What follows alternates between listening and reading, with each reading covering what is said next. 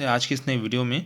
आज हम देखेंगे यहाँ पे जो शासकीय कार्यालय रहते हैं वहाँ पे आपने देखा होगा कि बहुत सारे गट्ठे रखे रहते हैं, तो वो एक्चुअल में शासकीय अभिलेख रहते हैं और उनका विनिष्टीकरण के लिए सरकार द्वारा या शासन द्वारा क्या की गई यहाँ पे बहुत सारे नियम कानून बनाए गए कि कितने साल में आपको उसका विनिष्टीकरण करना है, अथवा अगर दूसरे शब्दों में कहें तो कितने साल मतलब कितने साल तक आपको संभाल के रखना है उसको ना।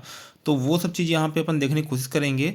तो आपको जो ऑफिस के जो है ना अनयूजफुल मतलब बिना उपयोग के जो दस्तावेज हैं उसको विनिष्टीकरण करने में सहायता मिलेगी। और आपको जैसे एजी अकाउंट हाँ मतलब एजी ऑफिस का जो मतलब ऑडिट वगैरह होता है तो उसमें आप बता सकते हो, क्योंकि नियम है ना, नियम है कि आप कितने साल तक कोई भी सरकारी दस्तावेजों को रखना है। तो देखिए सबसे पहले देखिए वित्त संहिता भाग 1, वित्त संहिता भाग 1 और छत्तीसगढ़ कोषालय संहिता खंड 1, ये दोनों चीज़ को पकड़ना है ना। वित्त संहिता भाग 1 और छत्तीसगढ़ कोषालय संहिता खंड 1 है ना। तो वित्त संहिता भाग 1 में 299 के परिशिष्ट 12 में है ना। तो देखिए भाग 1 इसको ऐसे याद रखो, यहाँ पे 1 और उनके कितना यहाँ पे 299 है ना। भाग 1 के परिशिष्ट 299 में अभिलेखों के विनिष्टीकरण के संबंध में है ना, जो भी सरकारी अभिलेख हैं उनके विनिष्टीकरण हेतु समय अवधि निर्धारित की गई। सबसे पहले बात तो ये। तो देखिए 1 और 299, तो यहाँ पे 1 और 2 को पकड़ो तो क्या हो जाएगा 12, तो 12 आपका यहाँ आ गया। तो इससे याद रखना है आपको ना, थोड़ा सा ट्रिक से याद करना पड़ेगा, नहीं तो याद ही नहीं हो पाएगा है ना। तो वित्तीय संहिता भाग 1 के 299 के परिशिष्ट 12 में प्रदत्त नियमों के अंतर्गत निम्नलिखित अभिलेखों को, मतलब बहुत सारे अभिलेख हैं आगे देखेंगे अपन, विनिष्टीकरण हेतु समय अवधि निर्धारित की गई भाई यहाँ पे, ठीक है। और वैसे ही यहाँ पे कोषालय संहिता खंड 1 के भाग 2 परिशिष्ट 4 अ के जो श्रेणी 7 है ना, श्रेणी 7 के सरल क्रमांक 1 में बीटीआर रजिस्टर कब तक संधारित करना है यहाँ पे। तो बीटीआर रजिस्टर मतलब क्या हो जाएगा, बिल ट्रांजिट रजिस्टर है। बिल ट्रांजिट रजिस्टर को आपको 35 वर्ष तक संभाल के रखना है, मतलब इसको सुरक्षित रखने की अवधि 35 वर्ष है। आप 35 वर्ष बाद इसका विनिष्टीकरण कर सकते हैं।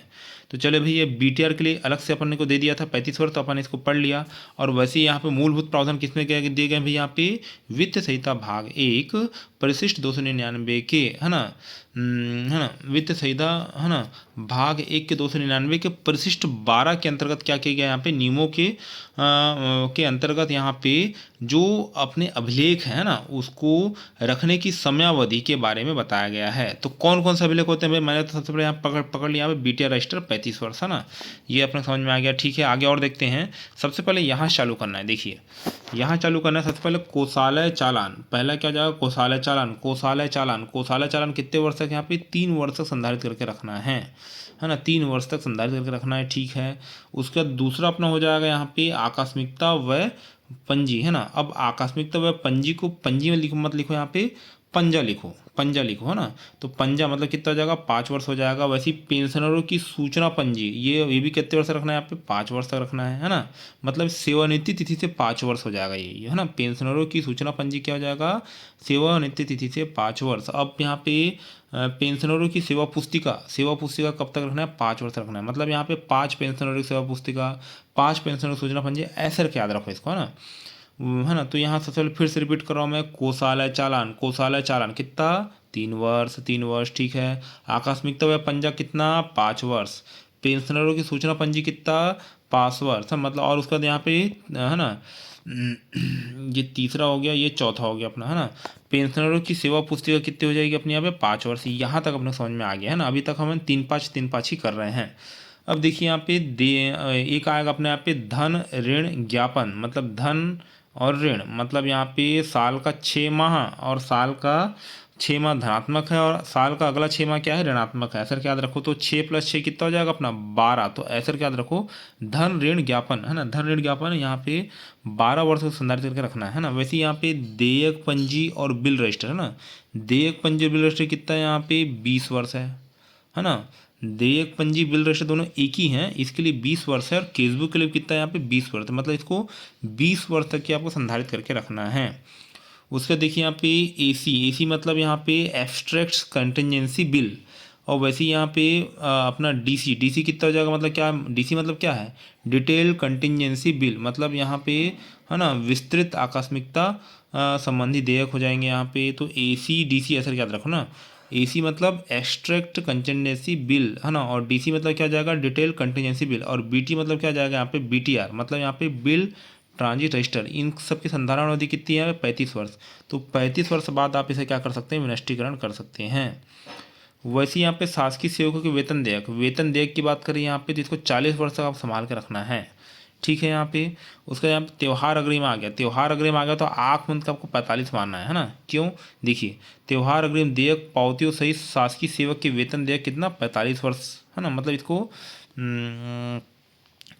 ये यहाँ पे 45 वर्ष आपको संभाल के रखना है ना। और यदि शासकीय सेवक को वेतन दे की दिया ओनली तो 40 वर्ष, और यदि यहाँ पे त्यौहार अग्रिम देयक पावतियों सहित बोल दिया यहाँ पे तो 45 वर्ष तक संभाल के रखना है। मतलब यहाँ पे वेतन देयक में आ गया तो 40-45 वाला मामला है भाई यहाँ पे, है ना। ये समझ में आ गया।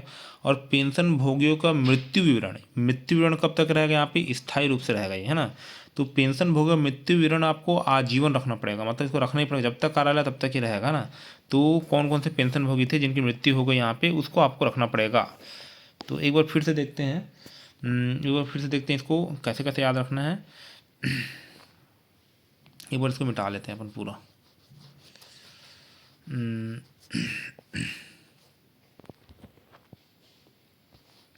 ठीक है, ये अपने समझ में आ गया ना। अब सबसे पहले मैंने क्या बताया था यहाँ पे? कोषालय चालन का कितना बोला मैंने यहाँ पे? 3 वर्ष, है ना। कोषालय चालन कितना हो जाएगा आपका? 3 वर्ष हो जाएगा। आकस्मिकता व पंजा मतलब इसको 5 वर्ष। वैसे यहाँ पे 5 पेंशनर सूचना पंजी 5 वर्ष, 5 पेंशनर सेवा पुस्तिका कितना हो जाएगा? 5 वर्ष। ये अपने को याद हो गया। 3-5 यहाँ तक अपन खेल रहे थे। उसके यहाँ पे देयक पंजी या बिल रजिस्टर, है ना, और केस बुक, इसके लिए कितना हो जाएगा अपना यहाँ पे? 20 वर्ष। कितना? 20 वर्ष। कैश बुक 20 वर्ष, देयक पंजी बिल रजिस्टर 20 वर्ष, है ना। उसके यहाँ पे धन और ऋण ज्ञापन मतलब साल के 6 महीना धन, साल के 6 महीना ऋण, तो कितना हो जाएगा? 12 वर्ष हो जाएगा। ठीक है, ये अपने को याद हो गया। उसके यहाँ पे एब्स्ट्रैक्ट कंटीजेंसी बिल, और यहाँ क्या हो जाएगा? डिटेल कंटीजेंसी बिल, और उसके यहाँ पे बीटीआर रजिस्टर कितना? 35 वर्ष अपन ने देख लिया, है ना। उसके यहाँ पे वेतन देयक और त्यौहार अग्रिम साथ वेतन देयक यहाँ पे, है ना। ऑनली वेतन देयक दिया कितना हो जाएगा अपना? 40 वर्ष हो जाएगा। और त्यौहार अग्रिम देय पावतियों सहित वेतन देयक दिया कितना हो जाएगा? 45 वर्ष हो जाएगा, है ना। अब पेंशन भोगी के मृत्यु ऋण को आपको आजीवन रखना पड़ेगा, इसको याद रखना। पेंशन भोगी मृत्यु ऋण क्या रखना पड़ेगा आपको? आजीवन रखना पड़ेगा, है ना। तो इस टाइप से यहाँ पे मतलब स्थायी रूप से मतलब आजीवन रखना पड़ेगा, मतलब हमेशा के लिए रखना होगा, कुल मिला के ये, है ना। तो आशा करता हूँ कि वीडियो आपको समझ में आया होगा। वीडियो बनाने का आपको बहुत बहुत धन्यवाद। आपको दिन क्या हो, शुभ हो।